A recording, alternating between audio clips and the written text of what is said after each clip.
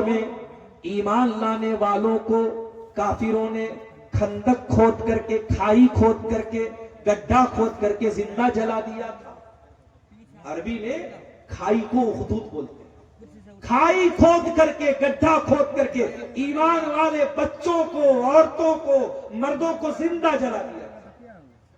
وَمَا نَقَمُوا مِنْهُمْ إِلَّا أَن يُؤْمِنُوا بِاللَّهِ الْعَزِيزِ الْحَمِيدِ۔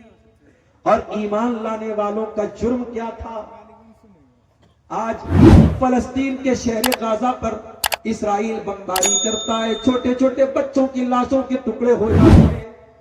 کیا قصور ہے ان مسلمانوں کا؟ قرآن 1400 سال پہلے جواب دیتا ہے، ہر دور میں وَمَا نَقَمُوا مِنْهُمْ إِلَّا أَن يُؤْمِنُوا بِاللَّهِ الْعَزِيزِ الْحَمِيدِ۔ اے ایمان والو، تم پر ظلم و ستم کے پہاڑ توڑے جائیں گے، تم بے قصور رہو گے تب بھی تم کو مارا پیٹا جائے گا۔ تمہارا جرم یہی ہے کہ تم مسلمان ہو، تمہارا جرم یہ ہے کہ تم اللہ کے اوپر ایمان رکھتے ہو۔ ہر دور میں اہل باطل کا طریقہ رہا ہے ایمان والوں کو ستانا اور ان کو تکلیف دینا۔ کسی زمانے میں اصحاب کہف، وہ چند نوجوان جنہوں نے اپنے باپ کی حویلی کو چھوڑ کر اپنے ایمان کو بچانے کی خاطر ایک پہاڑ کی گفا میں جا کے پناہ لی تھی، ان نوجوانوں نے آپس میں کیا کہا تھا؟ انہم ان یظہروا علیکم یرجموکم او اعوذ باللہ من الشیطان الرجیم بسم اللہ الرحمن الرحیم انما التوبة على الله للذين يعملون السوء بجهالة ثم يتوبون من قريب فأولئك يتوب الله عليهم وكان الله عليما حكيما۔ صدر محترم، علماء کرام، محترم بزرگوں، نوجوان ساتھیوں، ماں اور بہنوں، پیارے بچوں، اس علاقے کی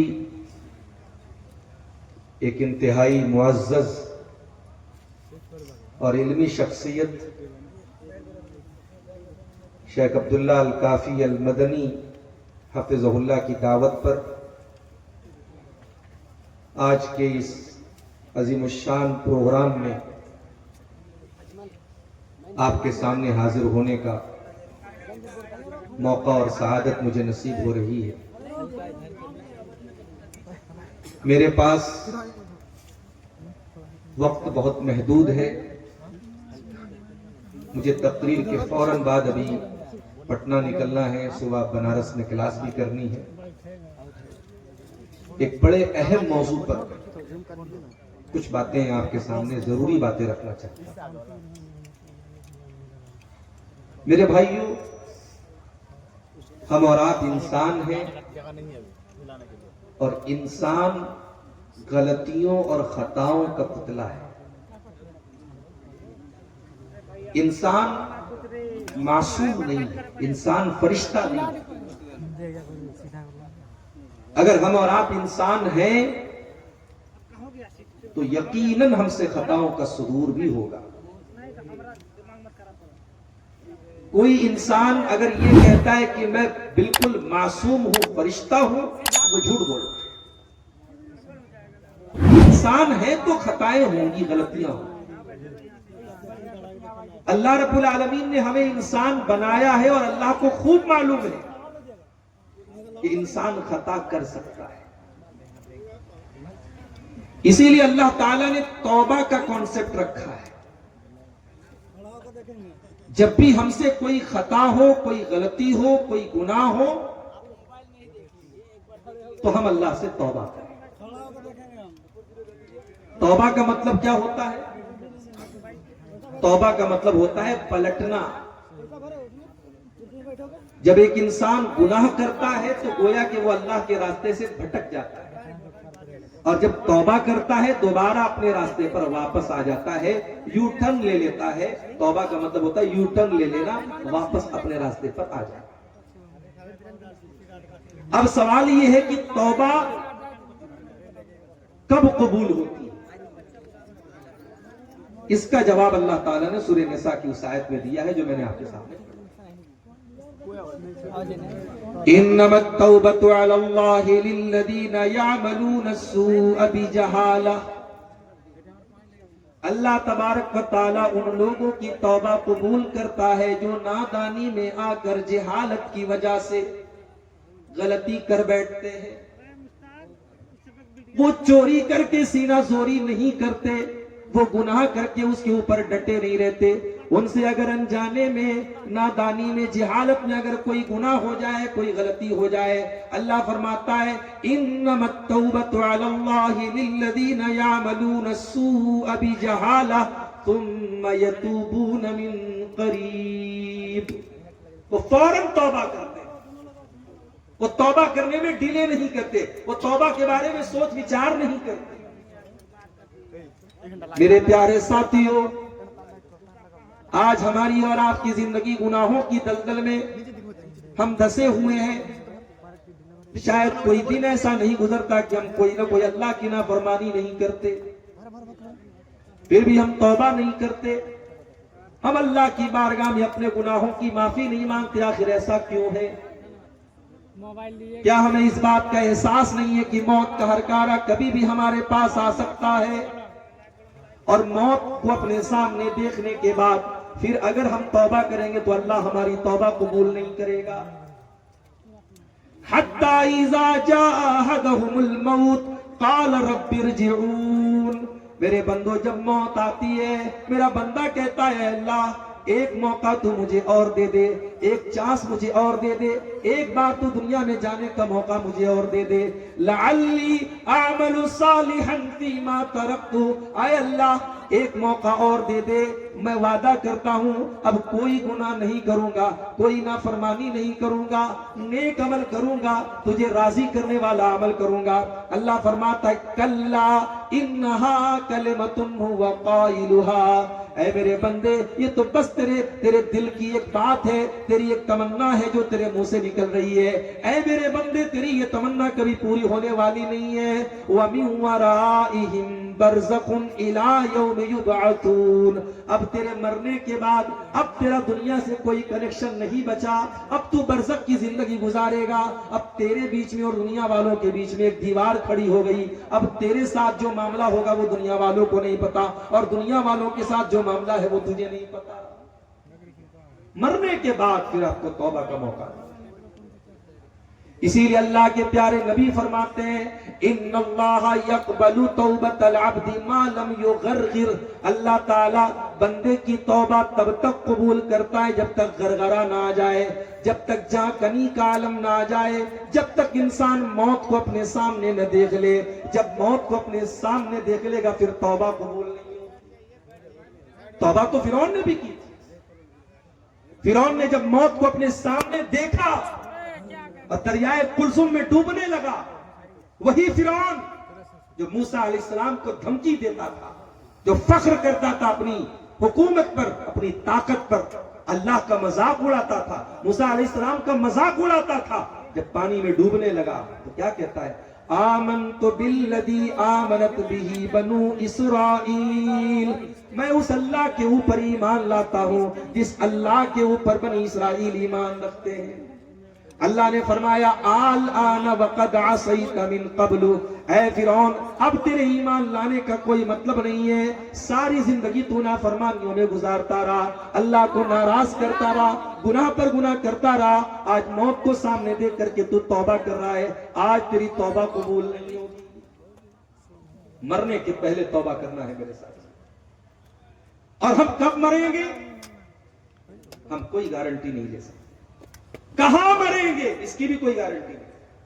وَمَا تَدْرِي نَفْسٌ بِأَيِّ أَرْضٍ تَمُوتُ. کوئی نہیں جانتا کہ وہ کہاں مرے گا. آپ کے اسی کٹیہار کے قریب میں لابھا کے علاقے کے ایک عالم دین ساؤتھ انڈیا میں چندہ کرنے کے لیے رمضان میں جاتے ہیں. ٹرین کے اوپر چڑھنے لگتے ہیں، پاؤں پھسل جاتا ہے اور ٹرین کی پٹری کے اوپر وہ گر جاتے ہیں، اور وہیں گرنے کے بعد ان کا آن دی اسپاٹ انتقال ہو جاتا ہے. ان کے بچوں کو پتہ لگتا ہے، کسی طریقے سے ان کی باڈی کو بلوایا جاتا ہے، وہ کہتے ادارے کا چندہ کرنے کے لیے، اور گھر ان کی میت آتی ہے۔ میرے پیارے ساتھیوں، کوئی نہیں جانتا وَمَا تَدْرِي نَفْسٌ بِأَيِّ أَرْضٍ تَمُوتُ، کوئی نہیں جانتا کہ وہ کب مرے گا، کہاں مرے گا۔ ابھی 1 ہفتہ پہلے کا واقعہ ہے، جھارکھنڈ کے دیوگھر میں ایک پروگرام میں گیا تھا۔ رات میں 12 بجے پروگرام سے نکلا، آدھا گھنٹے کے بعد میرے موبائل پر کال آیا، مولانا یہاں پر ایک حادثہ ہو گیا۔ میں نے کہا کیا معاملہ ہے؟ کہا کہ ایک نوجوان، بالکل ینگ لڑکا، 20-22 سال کا نوجوان، جو قرآن کا حافظ بھی تھا، اور بعد میں جب فوٹو لوگوں نے بھیجا تو مجھے یاد آیا، وہ لڑکا تقریر میں اسٹیج کے پاس بھی آیا تھا، تقریر کے بعد اس نے مجھ سے مصافحہ بھی کیا تھا، 2 چھوٹے چھوٹے بچوں کا باپ تھا۔ تقریر ختم ہونے کے بعد، پروگرام ختم ہونے کے بعد بائک سے اپنے گاؤں کی طرف جا رہا تھا، جب راستے میں ٹرننگ آئی، موڑ آیا، اس نے انڈیکیٹر دیے بغیر اپنی گاڑی کو موڑا ہے، پیچھے سے پک اپ والے نے زوردار ٹکر ماری، اور آن دا اسپاٹ وہ حافظ قرآن لڑکا انتقال کر جاتا ہے۔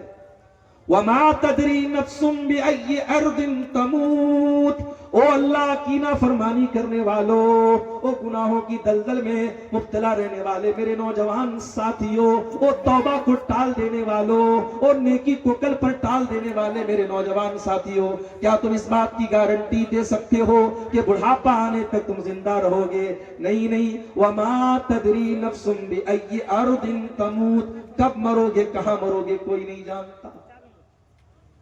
اللہ کے پیارے نبی ایک حدیث میں فرماتے ہیں کہ جس زمین پر انسان کی موت لکھی رہتی ہے، اللہ تبارک و تعالیٰ اس زمین تک کسی نہ کسی طریقے سے پہنچا دیتا ہے۔ وہ سرزمین آپ کو اپنے آپ آٹومیٹک کھینچ لے گی۔ علامہ احسان الہی ظہیر ہماری جماعت کے بہت بڑے عالم تھے، ہمارے پڑوسی ملک کے رہنے والے تھے، لاہور میں تقریر کر رہے تھے، دشمنوں کی سازش ہوئی، بم دھماکہ ہوا، اس موقع پر کئی علماء شہید ہو گئے۔ علامہ احسان الہی ظہیر بھی سخت طریقے سے زخمی ہوئے۔ سعودی عرب کی حکومت نے ان کے علاج معالجے کے لیے ان کو ریاض بلوایا، فلائٹ سے ریاض پہنچایا گیا۔ ریاض کے ہاسپٹل میں دوران علاج علامہ احسان الہی ظہیر نے دم توڑ دیا۔ ان کی لاش کو، ان کی میت کو مدینہ کے اندر لایا گیا، مسجد نبوی کے اندر ان کی جنازے کی نماز پڑھائی گئی، اور بقیع کے قبرستان میں جہاں 10,000 سے زیادہ صحابہ کرام کی قبریں دفن ہیں، اس قبرستان میں علامہ احسان الہی ظہیر کو دفنایا گیا۔ انتقال کہاں ہوا، موت کہاں ہوئی، دفن کہاں ہوئے، میرے پیارے ساتھیوں ہم نہیں جانتے ہم کب اور کہاں۔ اسی لیے عبداللہ ابن عمر کہا کرتے تھے اذا اصبحت فلا تنتظر المساء، جب صبح ہو جائے تو شام کا انتظار نہ کیا کرو، وَإِذَا أَمْسَيْتَ فَلَا تَنْتَظِرِ الصَّبَاحَ، جب شام ہو جائے تو صبح کا انتظار نہ کیا کرو، زندگی کے ہر دن کو آخری دن سمجھ کر کے گزارا کرو۔ تو اللہ کہہ رہا ہے ہم توبہ سب کی قبول نہیں کرتے۔ انما التوبة على الله للذين يعملون السوء بجهالة ثم يتوبون من قریب، ہم تو ان کی توبہ قبول کرتے ہیں جو نادانی میں آ کر کبھی گناہ کا کام کر بیٹھتے ہیں تو جلدی سے توبہ کر لیتے ہیں۔ اچھا پتہ ہے شیطان گناہ کے بعد، گناہ کرنے سے پہلے بھی یہ احساس دلاتا ہے کہ ابھی گناہ کر لو بعد میں سدھر جانا۔ یوسف علیہ السلام کے بھائیوں نے جب ان کو قتل کرنے کی پلاننگ کی تو ذرا دیکھو شیطان نے ان کے دل میں کیا وسوسہ ڈالا۔ کہا کہ اقتلوا یوسف او اطرحوہ ارضا یخل لکم وجہ ابیکم وتکونوا من بعدہ قوما صالحین۔ آپس میں مشورہ کر رہے ہیں کہ کیا کیا جائے، ہمارا باپ یوسف سے زیادہ محبت کرتا ہے، ہم سے کم کرتا ہے۔ علماء نے لکھا ہے اس آیت کی تفسیر کہ باپ اگر اپنی کسی اولاد سے زیادہ محبت کرتا ہے تو بھی اظہار نہیں کرنا چاہیے، ورنہ باقی بچوں کے دل میں حسد پیدا ہو۔ یہ تو نیچرل بات ہے، باپ کو کسی ایک بیٹے سے، کسی ایک بچے سے زیادہ محبت ہو سکتی ہے، نیچرل بات ہے، دل پر کسی کا کنٹرول نہیں ہے، مگر حق دینے میں سب کے ساتھ انصاف کرنا، معاف کرنا۔ میرے پیارے ساتھیوں آج ہمارے سماج میں بہت سارے ایسے باپ بھی آپ کو مل جائیں گے جو اولاد کے درمیان نا انصافی بھی کرتے ہیں، ایک اولاد کو زیادہ دیتے، ایک اولاد کو کم دیتے ہیں، ایک اولاد کو کچھ بھی نہیں دیتے ہیں۔ کان کھول کر کے سن لے، ایسے ماں باپ، ایسے باپ سن لیں جو اپنے بچوں کے ساتھ ناانصافی کرتے ہیں۔ اللہ کے نبی نے بڑی سخت وعید فرمائی، آپ نے فرمایا اتقوا اللہ وعدلوا بین اولادکم، اللہ سے ڈرا کرو، اپنی اولاد کے درمیان انصاف کیا کرو، ناانصافی مت کیا کرو۔ یعقوب علیہ السلام ناانصافی تو نہیں کر رہے تھے، مگر یوسف اتنے پیارے تھے، اتنے خوبصورت تھے، اور پھر یوسف کی ماں بھی نہیں تھی، دوسری ماں تھی ان کی، تو یوسف اور ان کے بھائی بنیامین کو زیادہ پیار کرتے تھے، اور یہی بات باقی 10 بھائیوں کو پسند نہیں آئی۔ کہا کہ قتل کر دو یوسف کو، یا کسی ریگستان میں چھوڑ دو۔ جب یوسف نہیں رہیں گے، نہ بانس رہے گا، نہ بانسری بجے گی، جب یوسف ہی ختم ہو جائیں گے، پھر ہمارا باپ ہم سے محبت کرے گا۔ وَتَكُونُوا مِن بَعْدِهِ قَوْمًا صَالِحِينَ، آج یوسف کو قتل کر دیتے ہیں، کل توبہ کر لیں گے، نماز پڑھ لیں گے، روزہ رکھ لیں گے، کل نیک بن جائیں گے، آج یہ گناہ کا کام کر لیتے ہیں۔ شیطان کا بہت بڑا دھوکہ ہے یہ میرے ساتھی۔ شیطان آج آپ سے کہتا ہے گناہ کر لے، اور شیطان کہتا ہے کل سدھر جانا۔ شاعر نے بڑی سچی بات کہی ہے، کل نہ کر کل کا کوئی بھروسہ نہیں، کل تو کل ایک پل کا بھروسہ نہیں، ایک پل کا بھروسہ نہیں ہے، آپ کل کی بات کرتے ہیں۔ اس لیے اللہ کہتا ہے ہم ان کی توبہ قبول کرتے ہیں جو جلدی سے توبہ کرتے ہیں۔ پھر فرمایا وَكَانَ اللَّهُ عَلِيمًا حَكِيمًا، اللہ تعالیٰ سب کچھ جانتا ہے، اللہ تعالیٰ بہت حکمت والا ہے۔ وَلَيْسَتِ التَّوْبَةُ لِلَّذِينَ يَعْمَلُونَ السَّيِّئَاتِ، اللہ ان کی توبہ قبول نہیں کرے گا جو گناہ پر گناہ کرتے رہتے ہیں۔ حَتَّى إِذَا حَضَرَ أَحَدَهُمُ الْمَوْتُ قَالَ إِنِّي تُبْتُ الْآنَ، جب موت کا ٹائم آتا ہے، جب مرنے کا ٹائم آتا ہے، بندہ کہتا ہے اللہ میں توبہ کر رہا ہوں، مرنے کے ٹائم توبہ کرتا ہے، ایسے لوگوں کی توبہ اللہ قبول نہیں کرے گا۔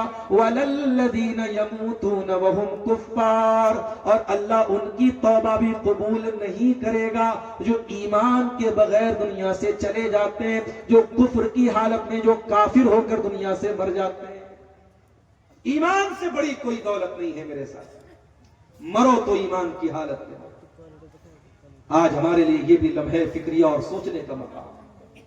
آج ہماری قوم کی بیٹیاں نصرت جہاں سے نشا سنگھ بن جاتی ہیں، مسلمان لڑکی مرتد ہو جاتی ہے، یہ سامان، یہ سوچنے کا سامان ہے، یہ سوچنے کا مقام ہے۔ میرے پیارے ساتھیوں، ایمان سے بڑی کوئی دولت نہیں ہے۔ آج جب لوگ اپنے اپنے مذہب کے مطابق کوئی اپنے بدن کو ننگا کر کے اللہ کو خوش کرنے کی ناپاک کوشش کر رہا ہے، کسی کے مذہب میں ندی میں نہانے پر اس کے پاپ دھل رہے ہیں، کسی کے مذہب میں ننگا رہنا ہی اس کے لیے بڑا برکت کا سبب ہے، کسی کے یہاں شرمگاہ کی عبادت کی جا رہی ہے، کوئی گائے کو دیکھ کر کے ہاتھ جوڑ رہا ہے، کوئی گائے کا پیشاب پی رہا ہے، کوئی گائے کا گوبر کھا رہا ہے۔ یہ سارے مناظر دیکھ کر کے میرے پیارے ساتھیوں، ہمارے دل میں یہ احساس پیدا ہوتا ہے، اے اللہ تیرا بہت بہت کرم ہے، تیرا بہت بہت احسان ہے اللہ، جتنا تیرا شکر ادا کرے کم ہے۔ تو نے ہمیں مسلمان بنایا، تو نے ہمیں اسلام جیسی نعمت سے نوازا، اسی لیے جب جنتی جنت میں جائیں گے تو کیا کہیں گے؟ الحمدللہ الذی ہدانا لہذا وما کننا لنہتدی لولا ان ہدانا اللہ۔ اے اللہ تیرا کرم اور تیرا شکر ہے کہ تو نے ہمیں ہدایت کی نعمت سے نوازا۔ اے اللہ اگر تو نے ہدایت نہ دی ہوتی تو ہم ہدایت نہیں پا سکتے تھے۔ ہماری سب سے بڑی دولت ایمان کی دولت ہے میرے ساتھ، اس دولت کی حفاظت کرو۔ میری بہنوں، کوئی لاکھ محبت اور پیار کا اظہار کرتے، کوئی لاکھ تمہارے اوپر دورے ڈال دے، کوئی لاکھ تمہارے حسن و جمال کی تعریف کر دے، ایمان سے کبھی کمپرومائز مت کرنا، ایمان سے کبھی سمجھوتا مت کرنا، اس سے بڑی کوئی دولت نہیں۔ سمیہ شہید ہو گئی اسی ایمان کو بچانے کے لیے، بلال تپتی ریت پر لیٹ گئی اسی ایمان کو بچانے کے لیے۔ صہیب رومی نے سب کچھ قربان کر دیا اسی ایمان کو بچانے کے لیے. صحابہ نے اپنے سگے بیٹوں سے جنگ کی میدان جنگ میں اسی ایمان کو بچانے کے لیے.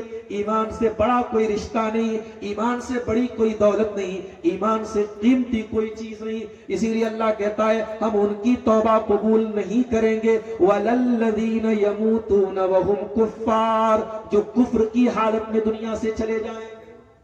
کافر کی توبہ اللہ قبول نہیں کرے گا. اور یہاں ایک بات اور نوٹ کر لیجیے, ہمارے یہاں ایک کہاوت ہے اردو میں, صبح کا بھولا شام کو لوٹ آئے تو اسے بھولا نہیں کہ. اللہ رب العالمین کے یہاں الگ ہی فارمولا ہے. ہمارے یہاں اگر کوئی بھولا صبح کا بھولا شام کو لوٹ جائے تو ہم کہتے صاحب اب اس کو بھولا مت کہو. اللہ کا قانون کیا ہے ذرا سن لیجئے. قرآن کا 19واں پارہ اٹھائیے, اللہ فرماتا ہے میرے نیک بندے والذین لا يدعون مع اللہ الہا آخر, میرے نیک بندے شرک نہیں کرتے. ولا يقتلون النفس التي حرم اللہ الا بالحق, کسی بے قصور کی ہتیا نہیں کرتے. ولا یزنون, اور زنا نہیں کرتے. میرے نیک بندے یہ 3 بڑے بڑے مہا پاپ نہیں کرتے. اگر کوئی پوچھے آپ سے کہ اسلام میں مہا پاپ کیا ہے, اسلام میں سب سے بڑا گناہ کیا ہے, تو بتا دینا سب سے بڑا گناہ شرک ہے, پھر قتل ہے, پھر زنا ہے. یہ 3 میجر کرائم ہے اسلام میں, سب سے بڑے گناہ ہے. شرک کرنا, قتل کرنا, زنا کرنا. اللہ فرماتا ہے میرے نیک بندے یہ تینوں کام نہیں کرتے. وَمَن يَفْعَلْ ذَلِكَ يَلْقَ أَثَامًا, اور جو ان میں سے کوئی کام کرے گا وہ بہت مصیبت اٹھائے گا. يُضَاعَفْ لَهُ الْعَذَابُ يَوْمَ الْقِيَامَةِ, اس کو قیامت کے دن ڈبل عذاب دیا جائے گا. يُضَاعَفْ لَهُ الْعَذَابُ يَوْمَ الْقِيَامَةِ وَيَخْلُدْ فِيهِ مُهَانًا, اور وہ ذلیل ہو کر کے ہمیشہ جہنم میں رہے گا. اگر کوئی شرک کر کے, قتل کر کے اور زنا کر کے اللہ کیا جائے گا, ذلیل ہو کر کے جہنم میں رہے گا. اب ذرا اگلی آیت سنیے. الا من تاب وآمن وعمل عملا صالحا, ہاں اگر کوئی توبہ کر لے اور ایمان لے آئے اور نیک عمل کرے. فاولئک یبدل اللہ سیئاتہم حسنات, اللہ فرماتا ہے ہم ان کے گناہوں کو نیکیوں میں بدل دیں گے.